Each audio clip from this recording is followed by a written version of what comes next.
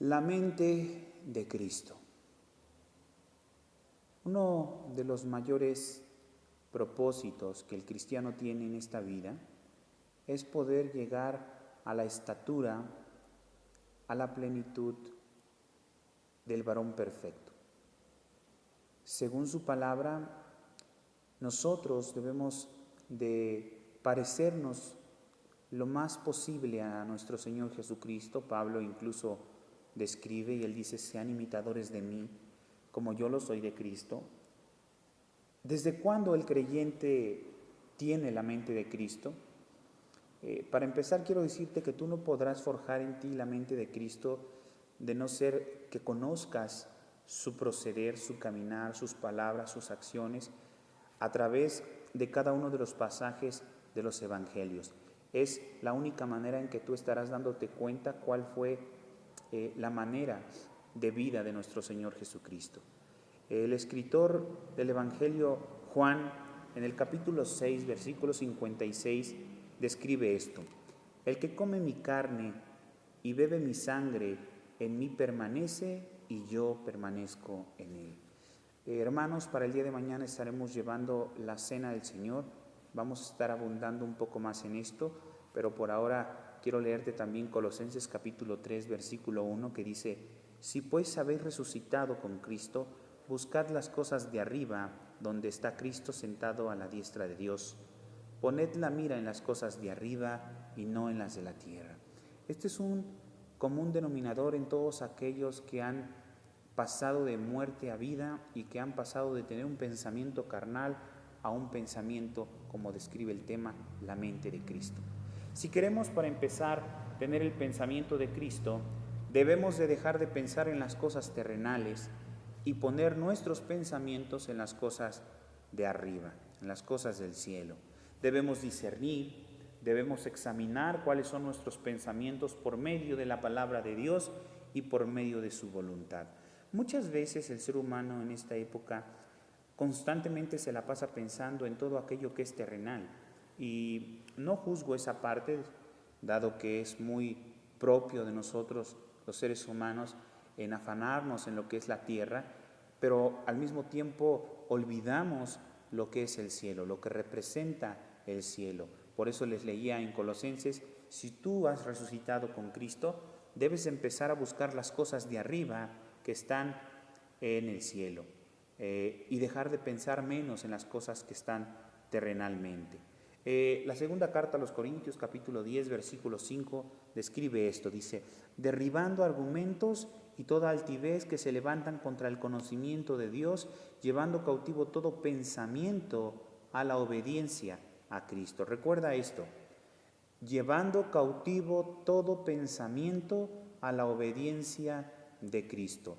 Todo ser humano tiene el derecho de pensar lo que él quiera. Tú tienes el derecho de pensar lo que tú quieras pensar, pero la Escritura nos describe que nosotros debemos de llevar cautivo todo nuestro pensamiento a la obediencia de Cristo. Por eso les vuelvo a repetir que debemos discernir, debemos examinar nuestros pensamientos por medio de la palabra de Dios y su voluntad. ¿Qué significa entonces llevar todo pensamiento cautivo? Que todo lo que pensemos debe ser examinado a la luz de la Escritura, a la luz de la palabra de Dios. Todo lo que pensemos. Y si lo que pienso o lo que tú estás pensando no concuerda con lo que Dios dice, entonces debemos de despojarnos de ese pensamiento. Esto no significa que pretendamos nosotros ser santos. Lo que quiere decir es que aunque vivimos con los pies bien puestos en la tierra, también debemos de vivir con nuestra mente y nuestro corazón bien puestos en las cosas del cielo, en las cosas que son eternas. 2, quiero tocar un segundo punto. Nuestro pecado es el resultado del desacuerdo que tenemos con la voluntad de Dios. Por eso es que el que va en contra del pensamiento de Cristo está cumpliendo sus propios pensamientos, y allí es donde abunda el pecado. Nuestro pecado entonces es el resultado de estar en desacuerdo con lo que es la voluntad de Dios. Muchas veces cuando somos muy jóvenes, ¿verdad?, aunque sabemos que la palabra de Dios nos recomienda ciertas cosas, Nosotros en nuestra inmadurez y en nuestra juventud solemos ir en contra de todos aquellos principios que la Escritura nos ha enseñado. Creemos que mentir, una pequeña mentira, no nos va a perjudicar, y entonces eso es lo que pensamos. Y cuando nosotros estamos pensando en aquello que pensamos que no puede ofender a Dios y lo hacemos, es verdaderamente en donde abunda el pecado. Por eso vuelvo a repetir que nuestro pecado es el resultado del desacuerdo que tenemos con la voluntad de Dios. En Romanos capítulo 7, versículo 22 dice: porque según el hombre interior me deleito en la ley de Dios, pero veo otra ley que existe en mis miembros, que se rebela contra la ley de mi mente, que me lleva cautivo a la ley del pecado que está en mis miembros. Nosotros vivimos cautivos de una ley del pecado. El escritor describe, hay dos leyes, una ley que gobierna mi mente y una ley que gobierna mis miembros. La ley que gobierna mi mente es la ley de Dios, porque no es suficiente pensar hacer lo correcto, sino debemos hacer lo correcto. Y muchas veces como cristianos creemos que el simple hecho de pensar lo que es correcto, eso es bueno, pero no es suficiente. Necesitamos no solamente pensar, sino obrar. El versículo 24 de Romanos 7 dice: miserable de mí, ¿quién me librará de este cuerpo de muerte? ¿Quién me librará? Dice la Escritura que mientras nosotros vivamos estamos sujetos a la maldición del pecado. Es la muerte la que trae la libertad. Hebreos capítulo 4 versículo 12 dice: porque la palabra de Dios es viva, es eficaz, es más cortante que toda espada de dos filos, penetra hasta partir el alma y el espíritu, las coyunturas y los tuétanos, y discierne los pensamientos y las intenciones de nuestro corazón. Y no hay otra cosa, ¿verdad?, creada que no sea manifestada en su presencia. No existe. Antes bien, todas las cosas están desnudas, están abiertas a los ojos de aquel a quien tenemos un día que dar cuenta. Pero, ¿cómo conoceré cuáles son los pensamientos de Dios? Debemos de leer entonces y escudriñar la Biblia. Allí está todo el consejo de nuestro Dios. Hay mucha gente que se pregunta: ¿cómo agradar a Dios? ¿Cómo puedo hacer lo que a Dios le guste, a lo que lo mantenga a mi Dios feliz y contento por medio de mi vida? Y es muy fácil, hermanos. Tú necesitas conocer la palabra de Dios. Hay mucha gente que se empeña en querer obedecer mandamientos humanos, mandamientos de hombres, que no ayudan en lo más mínimo a estar, ¿verdad?, bien delante de nuestro Dios. Tu obligación es conocer su palabra, leer la Biblia, escudriñar, meditar en ella, para que de esa manera conozcas cuál es el pensamiento de Dios. Proverbios 12:5 dice: los pensamientos de los justos son rectitud, mas el consejo de los impíos es el engaño. El Salmo 101, por ejemplo, verso 2 describe: entenderé el camino de la perfección cuando vengas a mí, en la integridad de mi corazón andaré en medio de mi casa. No pondré delante de mis ojos cosa injusta, aborrezco la obra de los que se desvían, ninguno de ellos se acercará a mí. Y por último quiero leerte Colosenses capítulo 3, versículo 16, la palabra de Cristo more. Escucha, la palabra de Cristo more.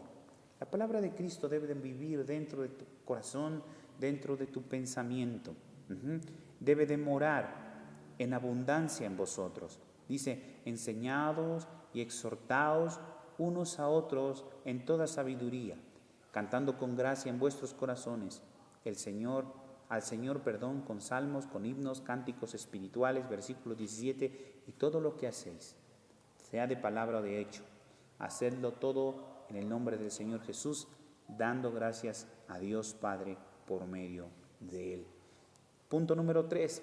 La mejor forma entonces de renovar nuestra mente, pues es leer la palabra de Dios y meditar en ella.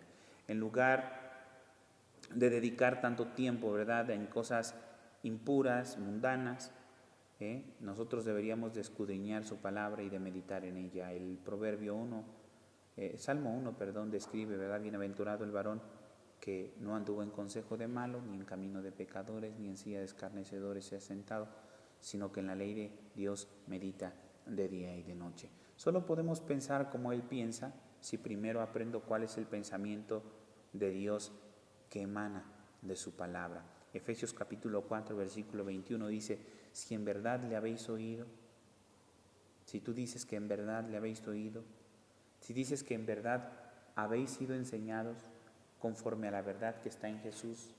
En cuanto a la pasada manera de vivir, debes de despojarte de aquel viejo hombre que está viciado, que está lleno de vicios conforme a estos deseos engañosos. Y entonces dice, renovaos en el espíritu de vuestra mente, la mente de Cristo. Versículo 24 dice, vestíos del nuevo hombre según Dios, en justicia y santidad de la verdad.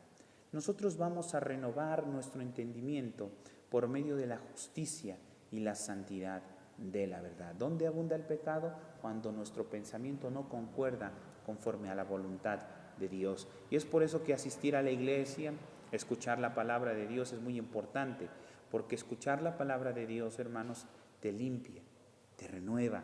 Comienzas a dejar de pensar en cosas vanas y empiezas a amar lo que Dios ama. Cuando esto pase, ¿verdad? Tu mente estará compaginada con la mente de Dios. Se sabrá, lo que es correcto y lo que es sabio, porque habrás renovado tu manera de pensar para tener los pensamientos de Dios. Esto es lo que verdaderamente Dios quiere, hermano, que la gente piense como Él, que vean las cosas como Él las ve, que amen como Él ama. Tu pensamiento, hermano, debe ser este: si Cristo hizo esto, yo también. Si Cristo oraba apartándose, yo debo de orar apartándome. Si Cristo ponía en primer lugar todas las cosas, sobre todas las cosas, su comunión, su relación con el Padre, ese debe de ser también mi pensamiento. Cuando pienso en Dios, me gusta pensar que a Él le encantan los números pequeños. A Él le gusta actuar en lo imperfecto, porque Él es la perfección. A Él le gusta actuar en lo vil y en lo menospreciado, porque Él exalta al pequeño y al débil. Cuando piensas que solo necesitó un solo hombre, ¿verdad? Dios mandó solo un hombre, y con ese hombre Él diseñó a 12 personas, y con esas 12 personas Dios cambió al mundo.